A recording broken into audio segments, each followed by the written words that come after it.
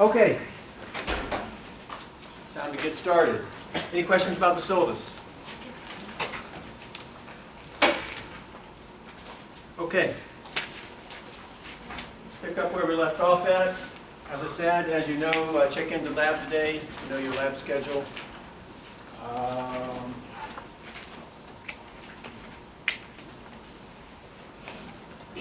Document camera. I sent an email with a couple of handouts. Okay, make sure you're getting the emails. If not, let me know. Actually, I have another handout today.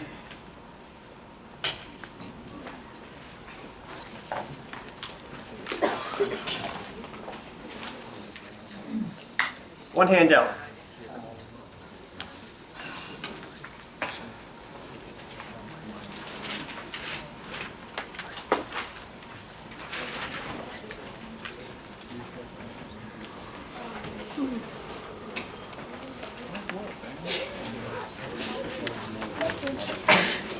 Okay, guys, reactions of alcohols. We left off here last time, I believe. I don't think we finished this one up here.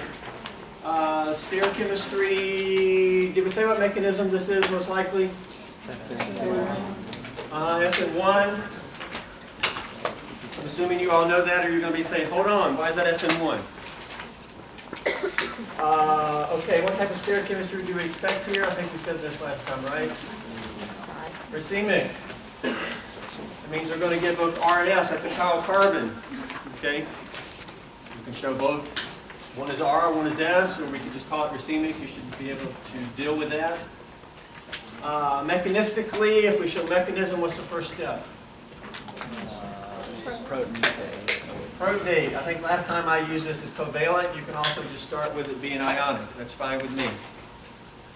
H plus, these electrons, right? Anytime you move an arrow, the first thing you want to say is what? These electrons. These electrons. These electrons attack H plus. What does that give? Well, we protonate the alcohol. Draw out your bonds. One lone pair left. That's a positive charge. We got the phenyl and the methyl. Nothing happens there. Okay, that's the first step. What's next? Ionization of the leaving group. Leaving group leaves, and we get boom, boom, phenyl, methyl, and now we have a carbocation. Plus what? Plus water. We lost water. I can show it like minus water. I can show plus water. We lost water. There it is. Boom. Water's formed. Two lone pairs. These electrons move on to oxygen, become the second lone pair. Okay. What's the geometry of our carbocation?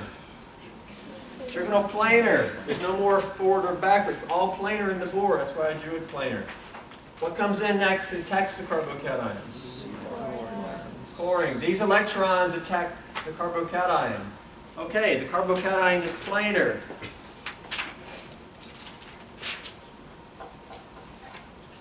There's your planar carbocation. All right. Which side do you attack from?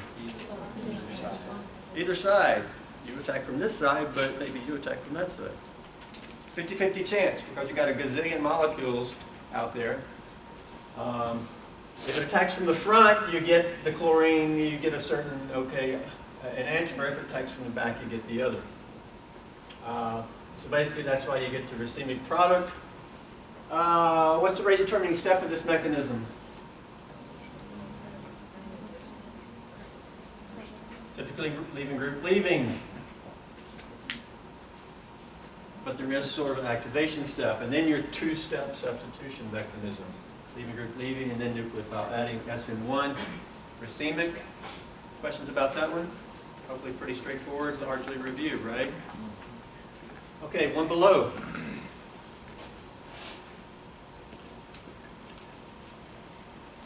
Does that look like, well, it's a substitution because the OH is being replaced by the iodine. SN1 or SN2?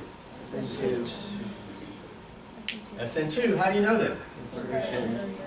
Because it's showing inversion. I didn't say racemic, I didn't say both products.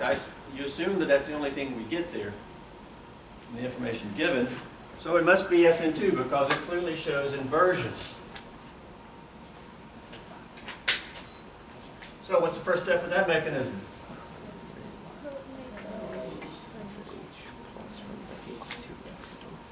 Protonate the alcohol.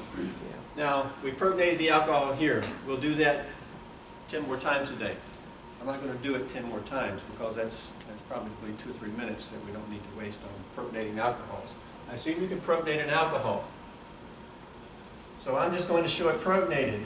Okay, that's not a mechanistic, I'm just picking up there. Protonate the alcohol because we got a strong acid. Then what's next? Then the Cl minus comes in, kicks that off. That's the next problem. Yeah, that's the wrong one. Yeah, that's the wrong one. Let's protonate that alcohol. We got I minus. These electrons come in here and kick off the protonated alcohol. They're actually coming in from the back because this is forward. When the iodine comes in from the back, we now have the bond back. And there we go, and that's your good old SN2. And we did not have a carbocation. Now we could have, because that's a secondary carbon. But here we're doing mechanism because a product is shown, and you're asked to show mechanism. It clearly should be an SN2 mechanism from the outcome. Can you do SN2 at a secondary carbon? Yeah. Just never do it at a tertiary carbon. Okay, down here, the same thing. Protonate. Oh no, is it the same thing? What's going on here? By the way, this illustrates, well, I didn't use HI here. HI. I could have used HI, because that would have supplied the H plus and the I minus. Here the H plus came from sulfuric and the I minus came from potassium iodide. So what? You still have the two components needed for your reaction. Same thing down here. This supplies the H plus, and chlorine would be your nucleophile, chloride. Protonate the alcohol. What do we want to do next? Let's get rid of that. Okay, there's the protonated alcohol. Assume we can do that. Ionize. Hold on, the chlorine is not on this carbon. That it leaves. What looks like probably happened? Yeah. Like a rearrangement. Well, if it rearranged, you got to have a carbocation to rearrange. What do you want to do first? Ionize, leaving group leaves. Gives this cation plus water. What next? Hydride shift. Hydride shift. There's an H here. But over here, this carbon does not have an H. How many H's on this carbon? 1. How many there? 2. 2. So it looks like an H went from here to here. We can say these electrons break away and move over there. That gives carbocation here. Now there's 2 H's there. There's only 1 here. Now what's next? Now the Cl minus, which has been hanging around, adds here, and we get this product here. What's the stereochemistry going to be? Well, racemic? No. It's not carbon.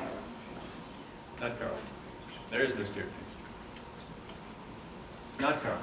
Yes, one bond is forward and one's back. Yes, it's tetrahedral. But it's not chiral. That means as long as you got it up there right, it's right. However you want to draw it. You can draw the chlorine forward or ethyl back or whichever way. It's all the same. Okay, so that was an example of carbocation rearranging. What are carbocations always prone to doing? Rearranging, right? If that was a benzene ring, there wouldn't be a hydration. Correct, because of a variety of reasons. First off, there would be an H here if it was a benzene ring. So that's a good old carbocation rearrangement reaction. Anything new there, really? Okay. So,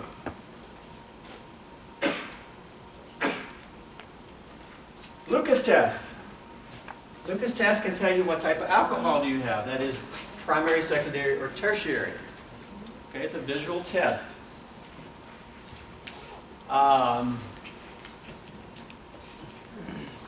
It depends on how long it takes for the alkyl chloride product.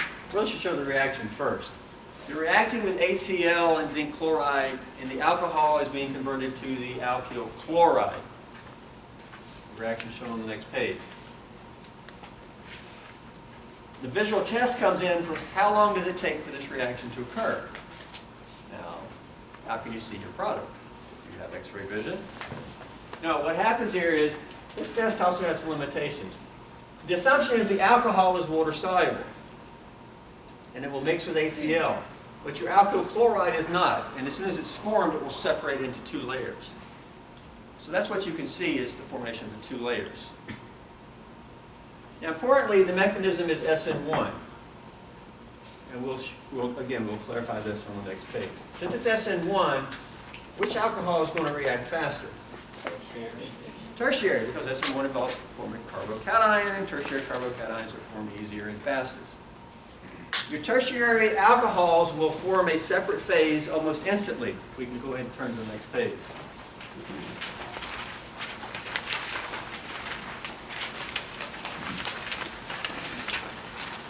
Now, the reactions of an alcohol with ACl, we also include zinc chloride. Zinc chloride is a Lewis acid. It helps the reaction, especially like with secondary down in here. It may or may not be needed. We actually are using zinc chloride in our first lab called a Lucas. The first lab is a Lucas reaction. Okay. Now, the tertiary alcohol will react almost instantly, and the alkyl chloride, being much less soluble in water, because there's no hydrogen bonding, it will separate and form a separate layer almost instantly. Secondary alcohols do not do it instantly. It takes 5 or 10 minutes, maybe even 15, 20 or so. Primary alcohol will keep waiting. Okay? They ain't going to form a second phase, because they ain't going to form a primary cation unless some unique, very unique case. Now, is the test foolproof? Oh, no.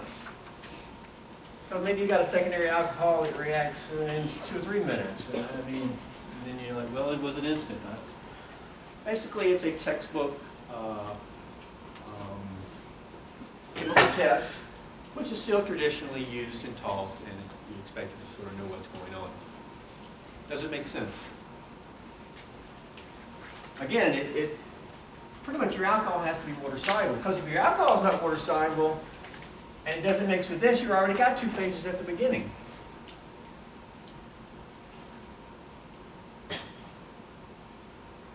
Okay.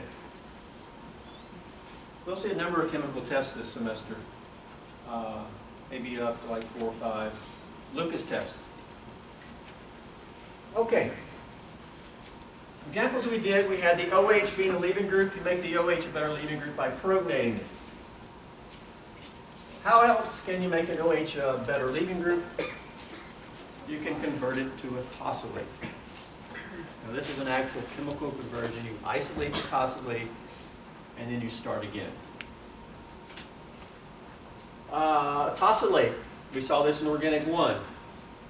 Take an alcohol, react with tosyl chloride, a base such as pyridine, and we can get the tosylate. We put the sulfone here with the phenyl and the methyl. And all of this here over is the tosylate group.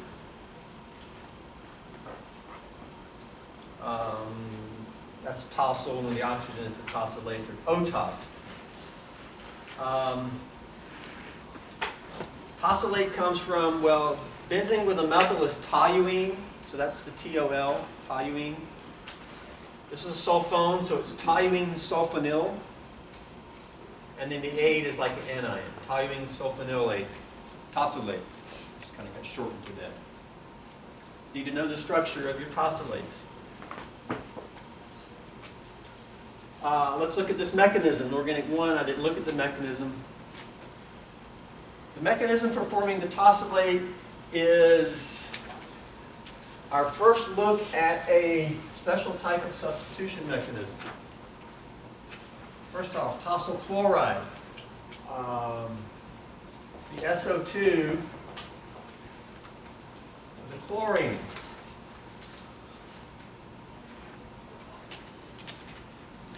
Now over here, this is your benzene ring and methyl. All right? Actually, let me draw it the other way just so, right here, if I was here. Basically, under my hand is going to be a chlorine. Okay? And all that's there. All that's there. Now I'm going to just say that. That is a generic descriptor for some type of aromatic ring. That's like the Greek symbol phi, phi or something. Phi kappa phi. Okay? It's a generic. Sort of analogous to how R is a generic for some alkyl group. This is so you don't have to draw that ring out every time you come upon it. Okay? It's a ring with a methyl. This is tosyl chloride. Now, this sulfur is pretty electrophilic. It's got all these greedy atoms bonded to it. First step is these electrons act as a nucleophile, add to sulfur. What are we trying to accomplish here? There's your alcohol. It's bonded to the sulfur in place of what? In place of the chlorine. So we want to substitute the chlorine on it. So when this adds, what do we do? Take off the chlorine? No. Here's where it's different, and here's where we're going to do a lot of this. I'm going to just draw this fresher. Don't worry about it on your paper.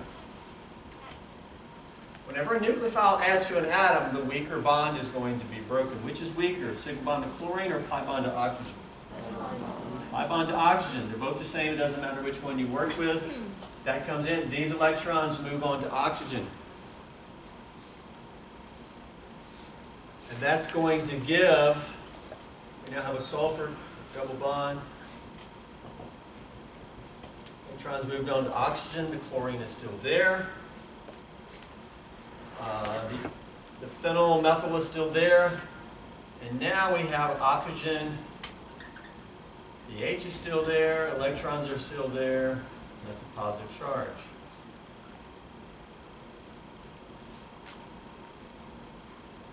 The alcohol added to the sulfur. Electrons moved on to oxygen. We just made that bond. That's indeed a minus. That's indeed a plus. What's the charge of the sulfur?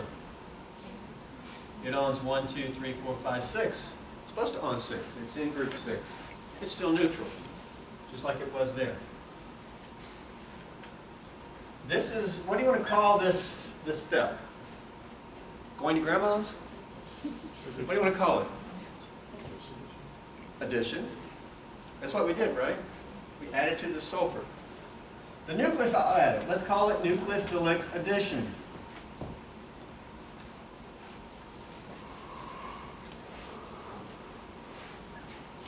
Because when you add here, the weaker bond is going to break. That makes sense, right? Okay? Now at this point, now we're going to have to learn how to deal with this proton here that becomes acidic. Now that proton is acidic. Throughout the course, we'll have to deal with the proton. Come April, we'll be dealing with a proton that's sort of become, okay? But let's do it like this. You could do this a couple of different ways. I'll try to be consistent. At this point, these electrons then come back down. And we're going to have to deal with it. Then we kick off the chlorine. And what does that give? I'll draw it over here. Sulfur, there was a double bond. But now we reformed the pi bond to oxygen, right? It came down, kicked off the chlorine. What's left on the sulfur? Well, the aromatic stuff is still there. What else is still there? The oxygen with the H, right? That arrow movement should give this, plus what?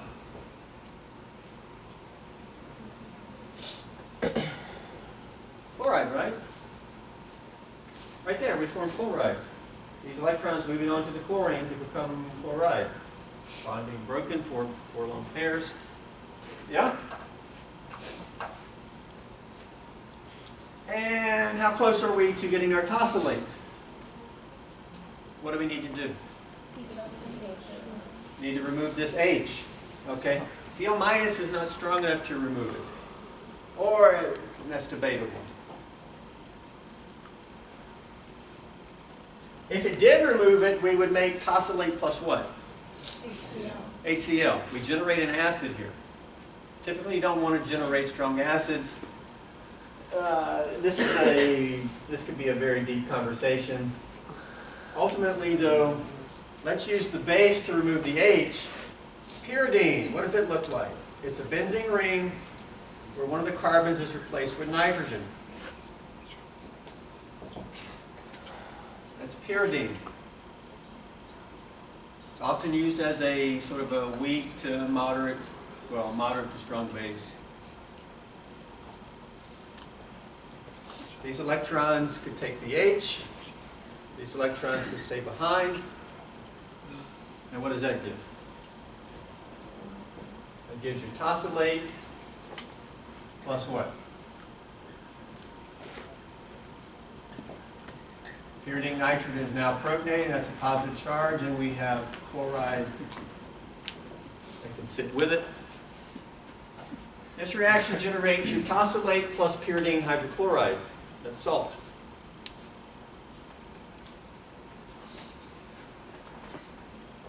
And salt is the end fate for all that. We call this step here nucleophilic addition.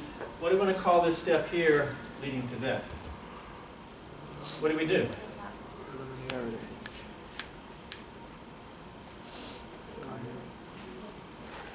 We eliminated the chlorine.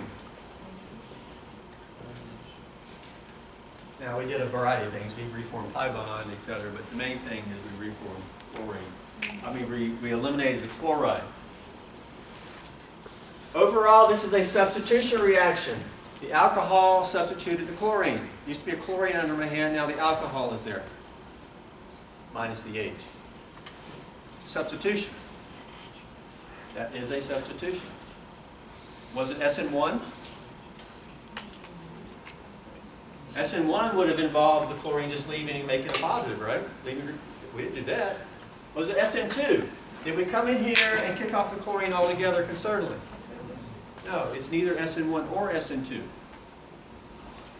It's a new substitution mechanism, which we'll do more and more, especially with carbonyl chemistry. In general, it's called addition elimination. It's a two-step substitution mechanism called addition elimination. Questions about that? That's how you form your tosylate from tosyl chloride pyridine. Question? How come when you added that first oxygen you could kick off the chlorine, but then when you did resonance, that second oxygen you pushed it off? I didn't do any resonance. When you move the electrons down to make a pi bond, you could then kick off the chlorine. Yeah, there wasn't resonance though, because I didn't show resonance structure. I showed a brand new structure with chlorine gone.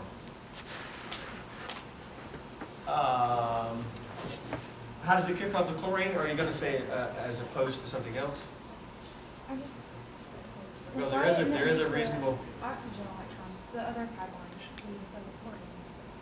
Here? Yeah. You mean pull these down and move these up? Right. You would be showing resonance there. So when you added the first thing and it broke the weaker bond, and when you added these electrons, why didn't it break the weaker bond again? Well, that's the resonance thing. It is doing that. If you get rid of this, you can draw resonance here. I can move these down and move these up. That's just going to be resonance because it's going to be the same structure. We just move pi electrons, and I could show it with double bond here and minus there. Right? Right. Well, the true structure is really neither. The true structure is, and this is the true structure.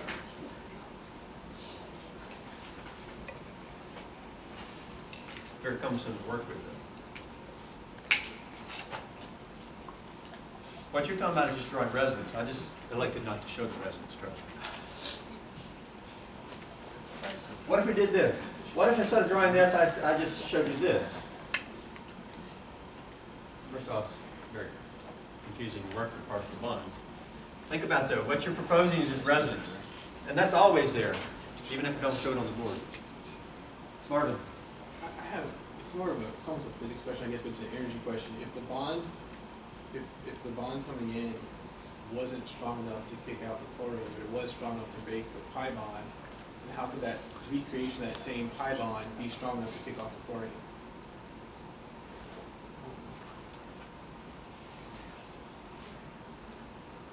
I mean, it's a good question. Here's the answer.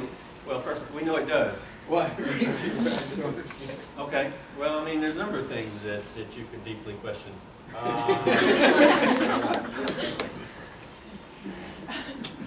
Well, I mean, I can always just say it's driven by entropy because at this point, this one structure became two. I mean, I see that it did, I just could never, I would never have predicted that. I would have said that the chlorine must get kicked off in one step. Well, weaker bond gets broken first. Keep at it, though. Hopefully you'll never get to a point where all your questions have been answered. That would be bad. Okay, now we know how to make tossylates.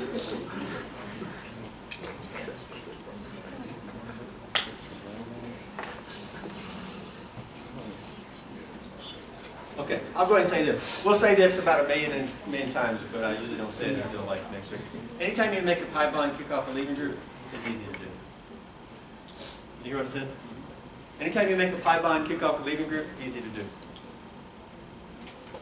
Using a lone pair to do it. Okay, so that was first said on January 9th.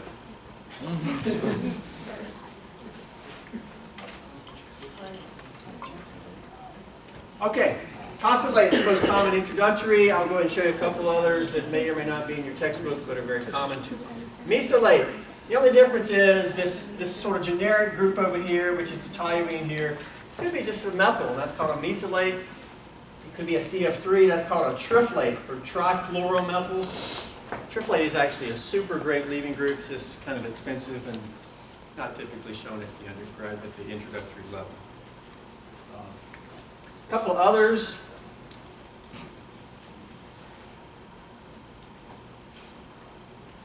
These are sort of miscellaneous applications. These guys, dimethyl sulfate and dialkyl sulfate. These are very similar. Because, for example, keep in mind that this is your OR. And this is your leaving group. R group, come in here. The nucleophile can also come in here and kick that off. We type carbon, kick off leaving group. Type the carbon, kick it off. Now, instead of a benzene ring with a methyl or just a methyl or whatever, it's got another O methyl. So it's similar.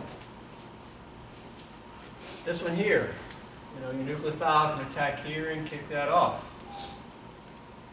O methyl, O ethyl, CF3. Unique thing about these is these actually come from sulfuric acid. Because if instead of ethyls, if those are H's, what would that be? Be sulfuric acid. These are so-called esters of sulfuric acid. They're dirt cheap. You can get a gallon of these for like 20 bucks. They're potent alkylating agents. Attacking here and kicking that off is analogous to nucleophile attacking your tosylate and kicking it off.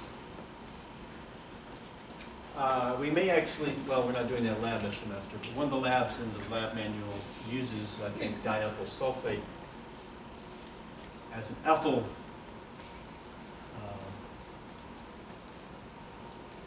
source. Okay, let's do one here.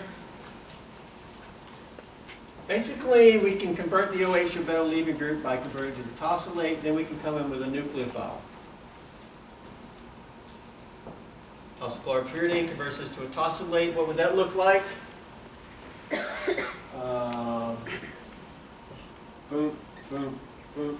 O-tos. What's the stereochemistry of the deuterium going to be once we make the tosylate? will still be the same. Why is it the same?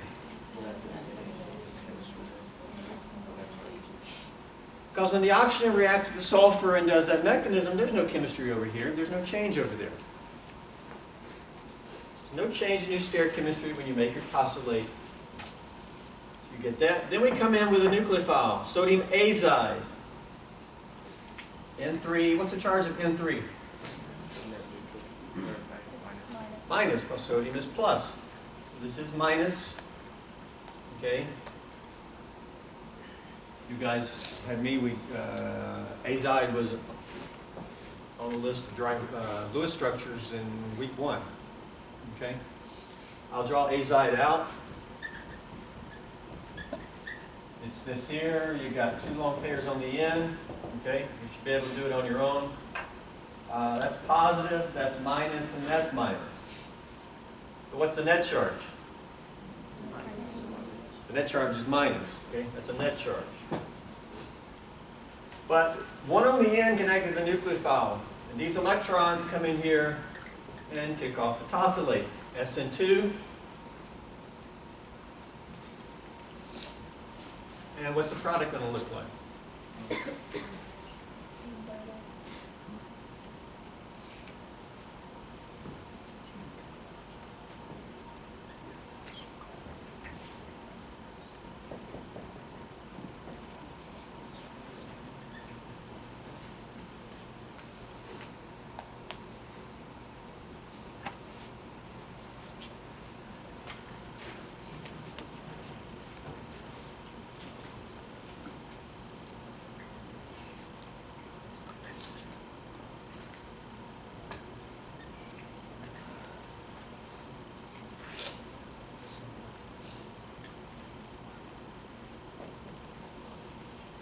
Which one of these would you get? Who says the one on the left?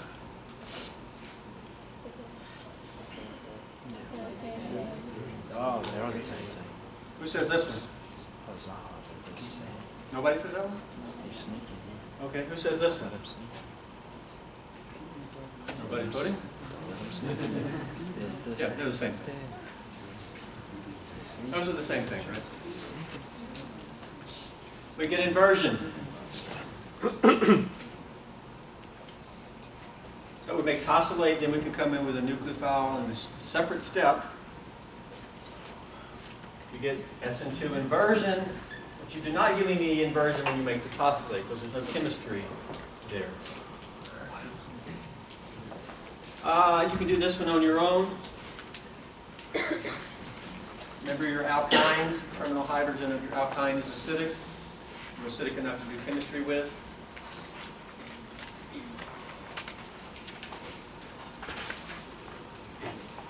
By the way, we didn't do this nomenclature, did we?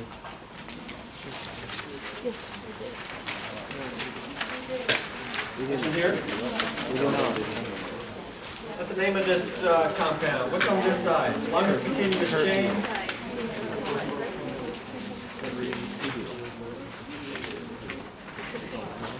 It's a propyl. What's on the propyl? Methyl. So we have a 2-methyl 2-methyl propyl.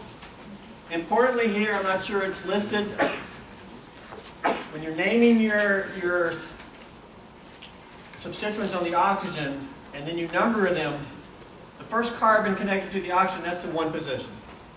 You start there, and then you go out. I could have went 1, 2, 3, it'd been the same thing. So at the 2 position, we have a methyl. What is this? 1, 2, 3, 4. 4 chloro. 1, 2, 3, 4. 4-chlorobutyl. That's going to come before, C comes before N, so it's 4-chlorobutyl. 2-methyl propyl, and what's the third word? Ether. How do we do with that? Anybody have questions about that?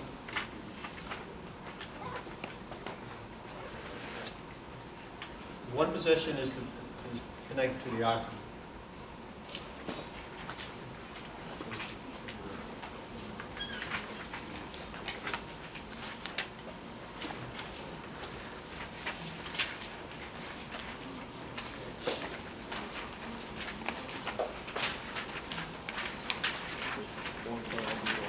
Okay, this is going to be some new reagents here. Another way to convert alcohols to alkyl halides is to react them with SOCl2, which is going to be called thionyl chloride, or PX3, such as PCl3 or PBr3. Y'all familiar with PBr? Anybody? For example, you take this alcohol, you can react it with either PCl3 or thionyl chloride, we can get the alkyl chloride. So it's new reagents. PBr3 here. Typically, SOBr2 is just not used. I don't know if it's a little bit unstable or what, but we only see it with the chlorine there. I'll actually do this mechanism with SOCl2. Lewis structure. It's a double bond O, chlorine, chlorine. Sort of related to tosylate. If under my hand was a toluene, that'd be, well, sorry, there's only SO. It's not SO2. Okay. Here's your alcohol. First step is these electrons add the sulfur, and what happens? We kick off the chlorine? No. No, the pi bond moves up. Okay, I'll come this way. And so we get a sulfur pi bond up, that becomes minus. The electrons moved up. We have a chlorine, and now the oxygen is there. How many carbons? 3. H is there. Nucleophilic addition to thionyl chloride.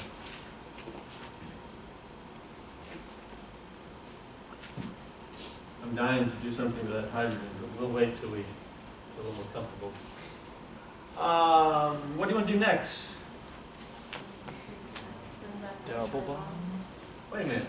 What's the goal here? We want to get a chlorine bonded to that carbon. There's your 1, 2, 3 carbons, chlorine. Why are we doing chemistry over here? Well, what else are you going to do? You got these 2 reagents. Let's keep at it. These electrons can then come back here, and now let's kick off one of the chlorines. Your choice, doesn't matter. What does that give? We reform the double bond to O. We have 1 chlorine left. Over here we have the oxygen with the H. Plus, what do we generate? Cl minus. Okay? These electrons moving on to chlorine, breaking the bond, Cl minus. Now look at what we have. What's the goal? We want a chlorine bonded right there. Does that carbon have a leaving group? No. Oxygen can be. How do you make oxygen a better leaving group? Protonated. Oh, it's already It's protonated. Oh. These electrons come in here, kick off the protonated oxygen. What does that give? Well, chlorine is now bonded there. That's actually that, right? But let's keep track of this over here.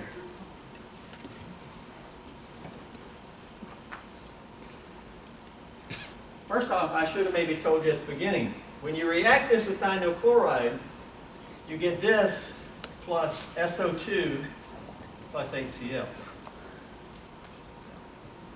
Never use that. That's the fate of those. Okay? But look, when that does, we get that plus what? Cl. O. What is this now? OH. Neutral. So the electrons moved on oxygen, 2 lone pairs. We get product plus this. Well, we could just say, okay, we've done what we needed to do. But this actually ends up being SO2 and HCl. How does it do that? Well, this is, again, it's a good prelude to further down the road. Anytime you make a pi bond using a lone pair and kick off a leaving group, it's pretty easy to do. These electrons then move in here and kick off the chlorine. What does that give? We now made double bond to oxygen. The H is still there. One lone pair is still there. That's a plus charge. And what do we form? Cl minus.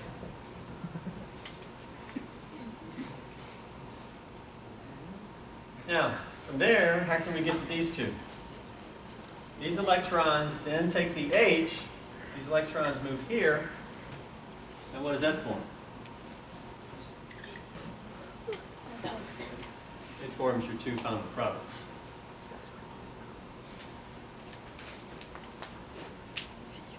This is not stable. Both of these are gases. Lewis structure for SO2 is a sulfur double bonded to two oxygens. It's not a complete Lewis structure because I'm missing something on my sulfur.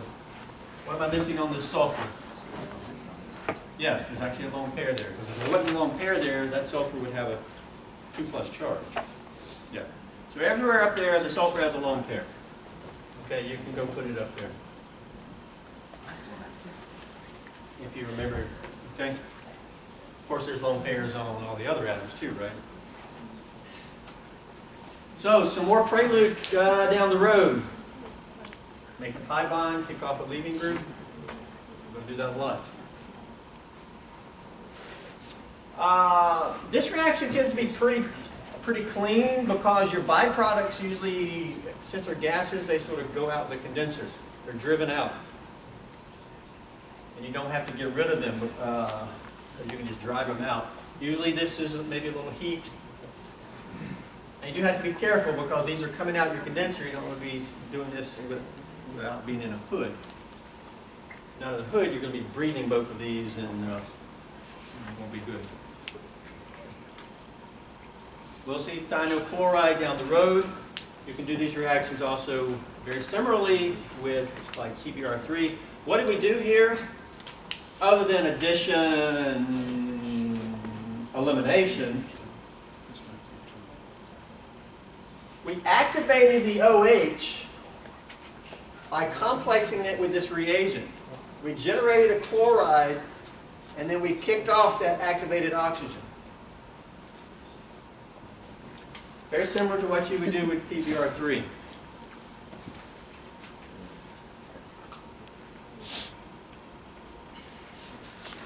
Now let's see if we can do a reaction here.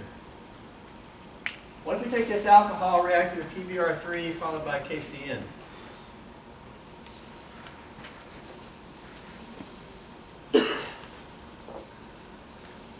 What's PBr3 going to do to that alcohol? Here we are. This is no cards. No cards are good for your lime reactions, which there is some memorization. People say you can't memorize in organic chemistry. I even say that. You do memorize it a little bit to get you going, especially reagents. But then you have to have your mechanistic knowledge. What does PBr3 do to an alcohol? It converts it to a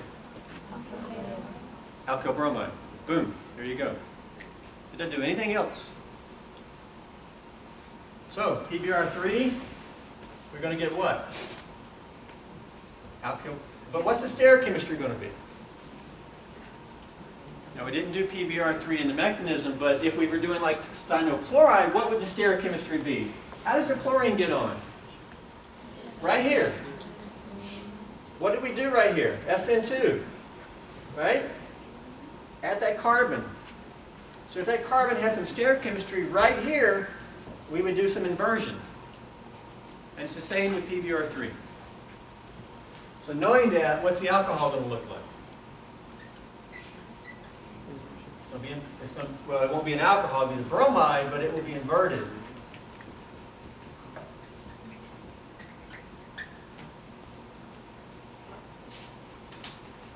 Because making your bromide involves chemistry at the carbon. Making the metacylate did not. Now when we come in with cyanide, I'll draw out the full Lewis structure. These electrons come in here, kick off the bromine, and what do we get?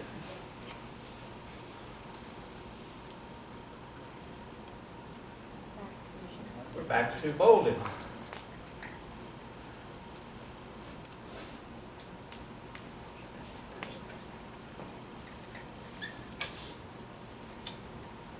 So we did another SN2 with a second inversion. We're back to sort of the original stereochemistry.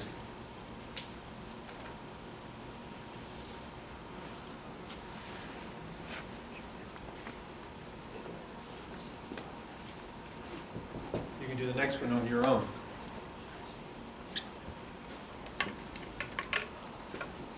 And we'll hopefully look at these next time.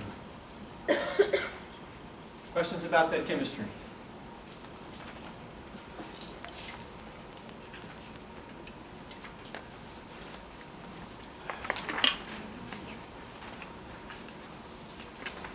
A good amount of review, but we have some new stuff. Yeah. Additional elimination substitution mechanism. Some new reagents. The second topic, where's our topic sheet? Green. Substitution, then elimination. You can also do elimination reaction with alcohols. What are we eliminating? We eliminate water. When you eliminate water, we can call it a dehydration. What are we going to form? Alkenes. OH has to leave. How do you make OH go to leaving group? Other than converting it to phosphate. Acid. So we're going to use acid here. Okay? Now, since we're using acid, is the mechanism going to be E1 or E2? E1, because E2 requires a strong base, and you can't have strong bases in the presence of strong acid. But E1. Since it's E1, what type of alcohol is going to react faster, primary or tertiary? Tertiary. So it's the same old consideration. Mechanism for this. First thing is protonate your alcohol. Again, I'm not going to do that mechanistically. Assume we can protonate. From here, what's the next step? To get to our product. Ionization. Get cation.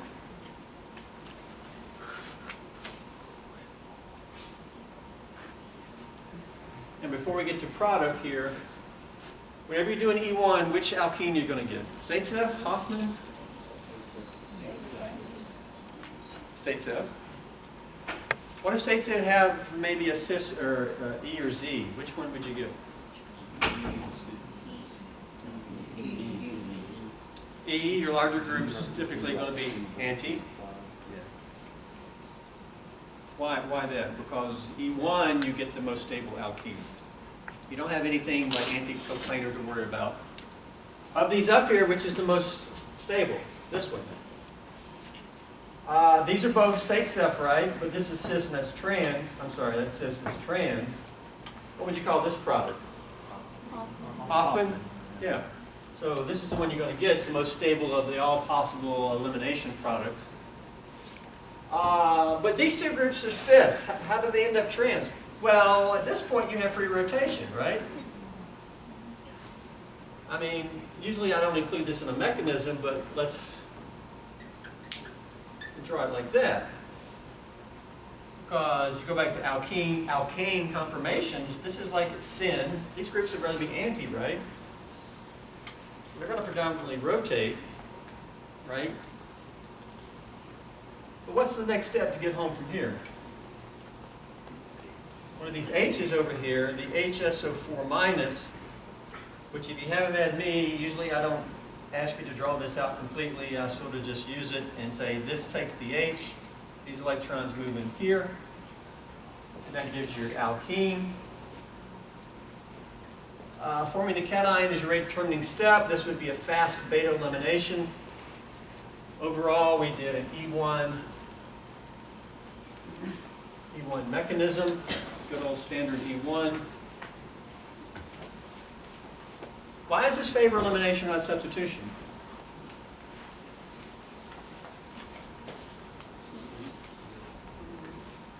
Heat does favor elimination, yeah.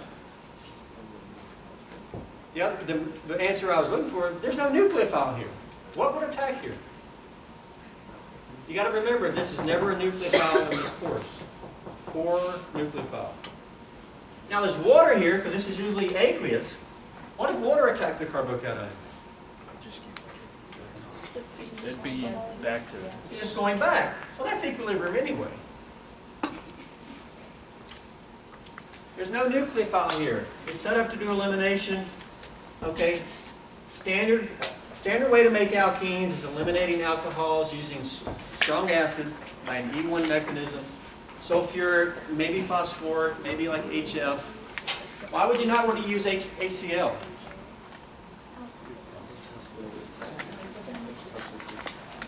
Because the Cl minus could attack there and you'll end up with an alkyl chloride.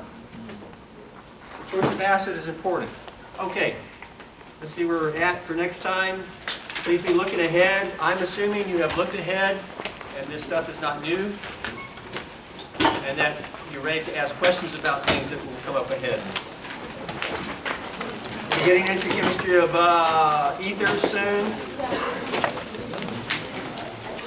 Green sheet is your outline.